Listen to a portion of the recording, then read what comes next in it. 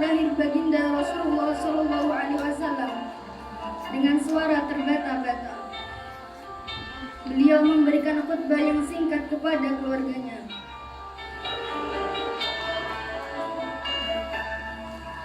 Wahai umatku, kuwariskan dua perkara yang agung kepada kalian, yaitu Al-Quran dan Sunnahku, juga Al-Quran dan keturunanku. Barang siapa yang mencintai Sunnahku dan keturunanku, maka mereka telah mencintaiku. Dan kelak orang-orang yang mencintaiku akan masuk ke dalam surga bersama denganku. Khutbah singkat ini diakhiri dengan Rasulullah SAW memandang dengan pandangan yang tenang terhadap mata sahabat-sahabatnya. Pada saat itu terlihat Abu Bakar Siddiq membalas pandangan itu dengan berkaca-kaca. Umar radhiyallahu an menahan hela nafasnya dengan begitu kuat.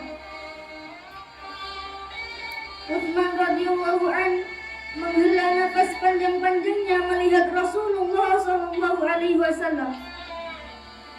Ali karramallahu wajhah pun menundukkan kepalanya sedalam-dalamnya, isyarat bahwa waktu itu telah datang.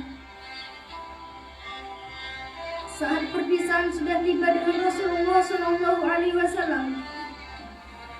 Rasulullah akan meninggalkan kita. Manusia termulia itu sudah hampir selesai tugasnya di dunia.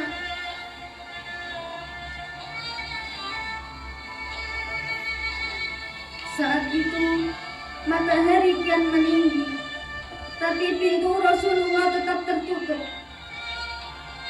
Sedangkan di dalamnya Rasulullah SAW sedang berbaring lemah dengan keningnya yang berkeringat dan membasahi pelepah kurma yang menjadi alas tidurnya. Tiba-tiba dari luar pintu terdengar seseorang yang mengucapkan salam. Assalamualaikum. Bolehkah saya masuk? Lalu Fatimah membuka pintu seraya berkata, Waalaikumsalam. Maafkanlah aku, ayahku sedang demam. Lantas Fatimah membalikkan badannya dan menutup pintu. Rasulullah SAW mendengar jawaban Fatimah seraya beliau bertanya, siapakah yang datang itu, wahai putriku? Fatimah pun menjawab, tidak tahulah wahai ayah, tak pernah aku lihat orang itu sebelumnya. Lalu Rasulullah SAW menatap putrinya itu dengan pandangan yang menggetarkan. Satu-satu bagian wajah mereka seolah hendak dikenang. Orang-orang yang berada di samping beliau dipandangnya dengan pandangan yang begitu tenang.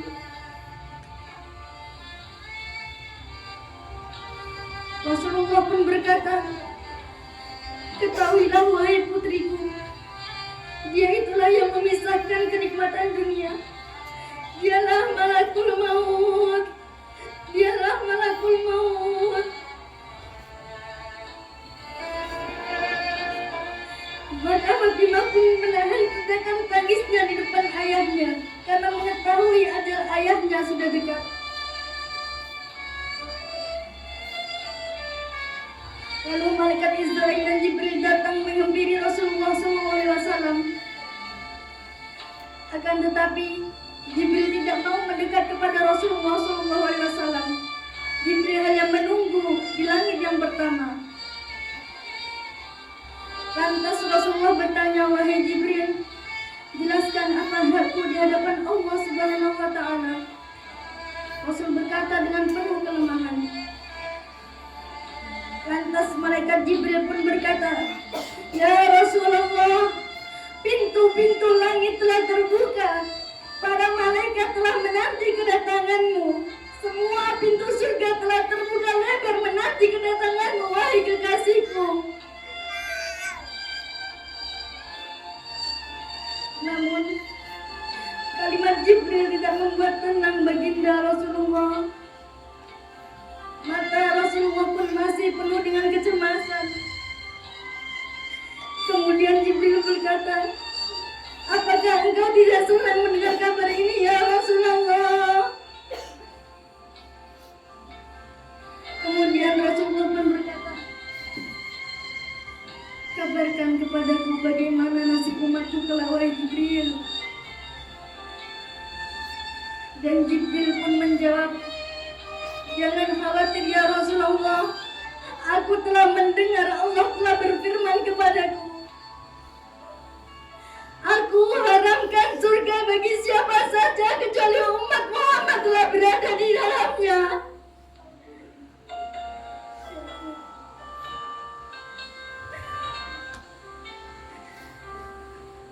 Detik-detik wafat Rasulullah semakin mendekat. Dan tibalah saatnya malaikat Israel menjalankan tugasnya. Perlahan-lahan ruh Rasulullah SAW ditarik dari tubuhnya.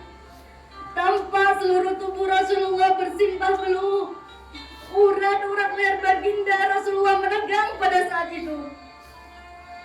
Manusia termulia merasakan sakaratul maut.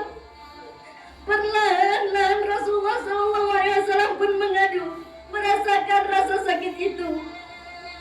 Dan Rasulullah berkata, wahai Jibril, betapa sakitnya sakaratul maut ini. Rasul berkata dengan begitu lirik. Fatimah pun memejamkan matanya, gak sanggup memandang ayahnya. Sedangkan Ali di sampingnya menundukkan pandangan semakin dalam. Dan ternyata Jibril pun memalingkan mukanya, tak mampu memandang Rasulullah SAW. Lantas Rasulullah berkata, ya Jibril, jika engkau melihatku hingga engkau palingkan wajahmu, wahai Jibril. Lantas Jibril pun menjawab, siapakah yang sanggup melihat kekasih Allah yang menyebut ajalnya ya Rasulullah? Sesaat kemudian terdengar Rasulullah SAW memanggil karena rasa sakitnya tak tertahankan lagi. Lalu Rasul berkata, ya Allah, dahsyatnya sakaratul maut ini ya Rabb. Timpakan seluruh siksamu ini kepadaku atas umatku, jangan pada umatku ya Allah. Rasulullah memperjuangkan kita. Badan Rasulullah mulai dingin dan lemah. Kaki dan dadanya sudah tidak bergerak lagi pada saat itu, menegang seluruh urat-urat beliau. Bibirnya tergetar seakan-akan membisikkan sesuatu.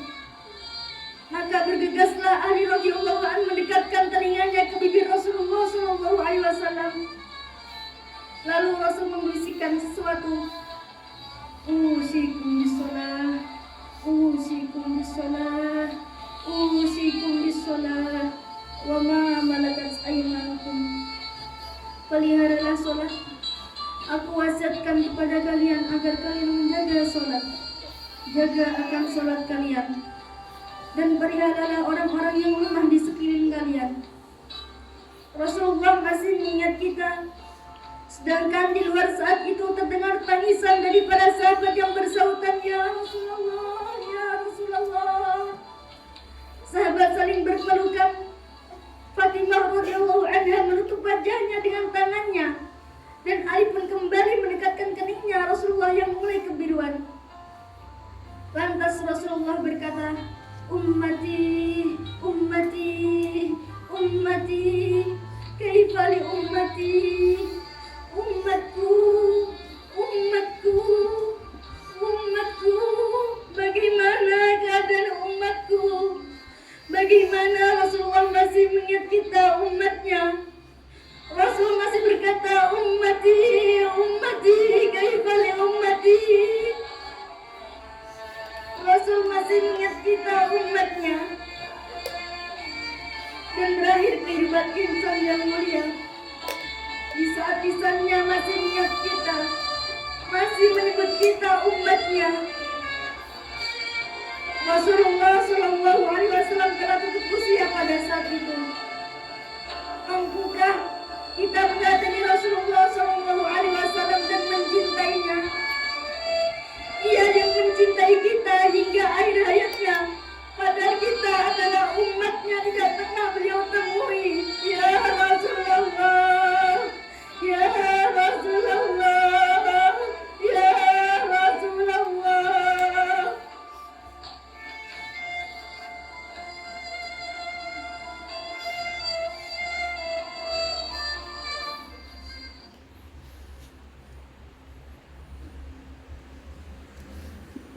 Wassalamualaikum warahmatullahi wabarakatuh.